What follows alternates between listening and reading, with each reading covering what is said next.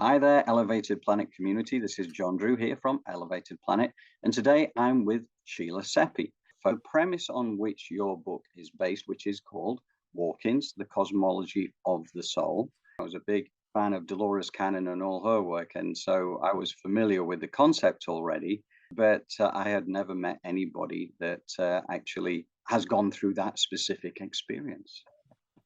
Yeah, So, it's just, I always tell people if you will take a crystal that's faceted and you hold it up to the light, that's like source. And each one of us is one of those facets mm, in that crystal. We may be expressing on the left wall and someone else may be expressing on the right wall, but we still are that crystal. And mm, that's the way we are as souls. And mm, even on the other side, we are projecting an aspect of ourselves right now to mm, have this experience. mm. Yeah. Yeah. And one of the points that you've said a couple of times as well, which I do love this because I've done a few different articles and a couple of videos on this as well. I call the series the Dead Happy series, which is Hmm. trying to get across to people that, and it's, grief is a natural part of life. When we lose somebody we love, it's not wrong to grieve. And it's not sort of like trying to say, yeah, you don't need to worry about it. It's all fine. Because naturally, Right. once we lose somebody that we're close to, we will grieve. It is part of the human condition, but Yes. notwithstanding that, you don't need to worry about them or what they've gone through because they're in a beautiful place. They're in this amazing place. And we have to think of death more as a transcendence, a beautiful transcendence rather than, some horrific end of an existence, which again, I think too many people, and that's what promotes fear.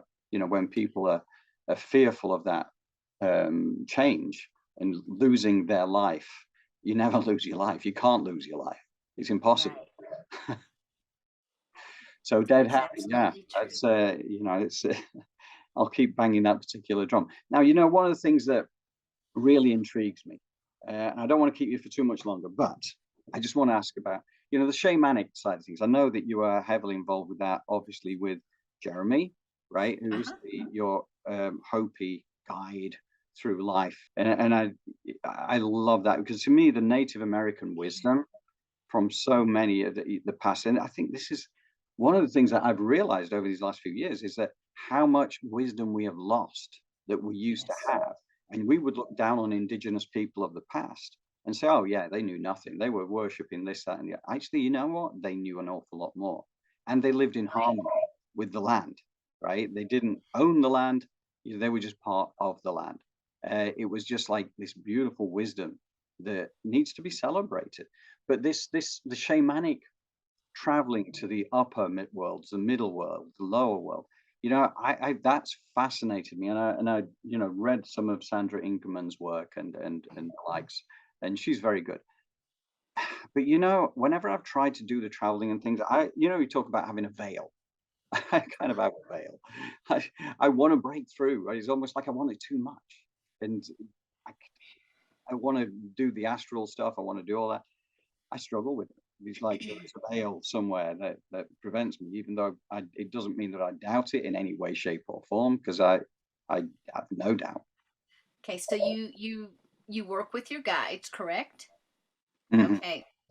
So I want you to think about a place right now that you know of that has like a hole in the ground, a hole in the tree, some place that you have physically seen with your eyes. mhm, Okay? right. So when you begin to do this journey into the lower world, you want to have, I always have, I drum for myself, but you can also listen to music and Mm, you want to make sure that there's a very methodical rhythm because that is the heartbeat of Mother Earth that brings us into that balanced state, and think about that whole. And I mm, usually take people, let's just see what the hole feels like. Is it cold? Is it wet? And we just feel that. And then it's like, imagine that you're just the size of a little ant. mm, Now you're marching into that hole, but that ant is you. What does it look like now? Mm. And then look around and your guides are there with you, right? Yep, my guides are there. Great. Let's go in the hole just a little deeper and a little deeper and a little deeper. And then up ahead, there's a light. So let's kind of go up to that light and just kind of peek out and see. Don't step out into it, just peek out and Mm. see what that is, because you want to be safe. You don't want to be stepped on by an elephant because you're just this little bitty ant. And then you start looking around and you see what it is and you walk out, and then your energy brings you back up to your form and ask your guides to take you where you need to go. Mm. I'm going to And try it. the lower world is very, very akin to this world, except if you step out on, let's say you're walking on the grass, you might hear, excuse me, you're walking on me. There's a path over there. So things can be very animated. This Mm. is also where you might have an experience with a departed loved one, or you might also run into people that you have known in this lifetime, but it's also a place that some of your guides may be as well. And you always want to take a guide in with you, because depending on whether it's the lower astral or the upper astral where you're traveling, you can also run into disincarnate spirits that are Right. not very happy, Mm. and they don't realize that they have passed, and Mm. they may not have had a concept of what the other side is, or they had an automobile accident and they were projected out, Mm. um, and but they weren't ready to go Mm. yet. There was a timeline, but they weren't ready to go, Mm. and so they're still kind of attached to this physical world. And so as you walk around, you always want to go with your guides, but Mm. there are so many beautiful things that you can see and experience, and cities. Now when you go into the upper world, that's very, very etheric, and most of the time people will say, "Oh, I ran into Jesus." Not Jesus incarnated. Sorry, you're not in the upper world. What happens is the lower worlds, you can go deep enough into the lower world that you actually start to come up in the lower aspects of the upper world, Mm. because everything is a cycle. Everything is a circle. And so you can travel deep enough in that you start to come out. So if you run into Jesus, 9 times out of 10, you're still in the lower world. The lower world is not hell or Hades or Mm. anything remotely associated to that. That's just the way that the indigenous people differentiated these time space locations. And Mm. so if you're in the upper world, you're going to run into beings that have never incarnated. You're going to run in maybe to your spiritual teachers. You may even run into an aspect of you that has never incarnated. It's very etheric, very crystalline, very beautiful. The colors, they're, the closest thing we have are like pastel, high vibrating pastel colors. I mean, it's just gorgeous. Mm. Um, and there's so much you can learn, so much. But the biggest thing is we have to learn how to get out of our headspace, Mm. because we want to project ourselves there.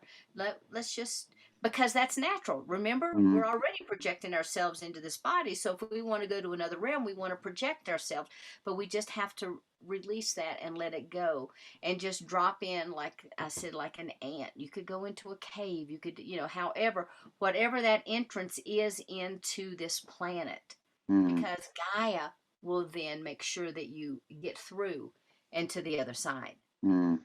Excellent. Wow. Wow. So one final question for you, Sheila. It's the Aborigines regarded this as dream time, and outside of that was reality. Would you see things that way? 110% yes, it is. Because remember, I started earlier, just like sometimes when you have an old television and you can see the pixels in the Mm. television, that's what I see out here. Everything is a pixelization. And it is a beautiful holographic projection. However, none of this is real. Yeah. If we could unleash our minds, we could stick our hand right through this table. Right. I could. I went through a phase a couple of months ago, and I would just put my hand up to the wall because I know I can walk through that wall. I know I can walk through that because I've been walking through walls, I guess in dream time. I don't know Right, why, but right. and my friend's like, Sheila, Yeah. you can't walk through the wall. I'm like, yes, I can. I know. I just need to raise my vibration. I'm just not Right. doing it right. Yeah. But yeah, everything around us is it's just a holographic projection. But we chose to be in Yes. this 3D density. Yes. Now, when we're in first density, we're gas, we're bacteria, we're, Mm, those types of things. Second density, we get into the animals and the plants and the trees. Well, we're in third density, we're humanity. We mhm, have time, space. We can pick this bottle up and it has form, it has shape. When you move into 4D, I can walk through that wall. yeah. There you go. We might still be able to see it, but I can walk through that wall because we're partially human, partially etheric. And the Right. reason for that being is we are closer and closer to our true state, Mhm, which is on the other side. And we mm, can do all of that stuff there. All mm, of it we can do. mm, But here we're asleep, really, mm, truly. This is, we're just playing, we're pretending. It's like, what's it like? What's mm, it like for, oh, I think I'm going to be a walk-in. Yeah, nah, I don't want to be born. Hey, let's just go in at this age. Yep, and that'll help you get this job done. Okay, yeah, let's do that. mm, Things are very simplistic on the other side. They mm, really are. There's none of the judgments or the betrayals or the belittlements.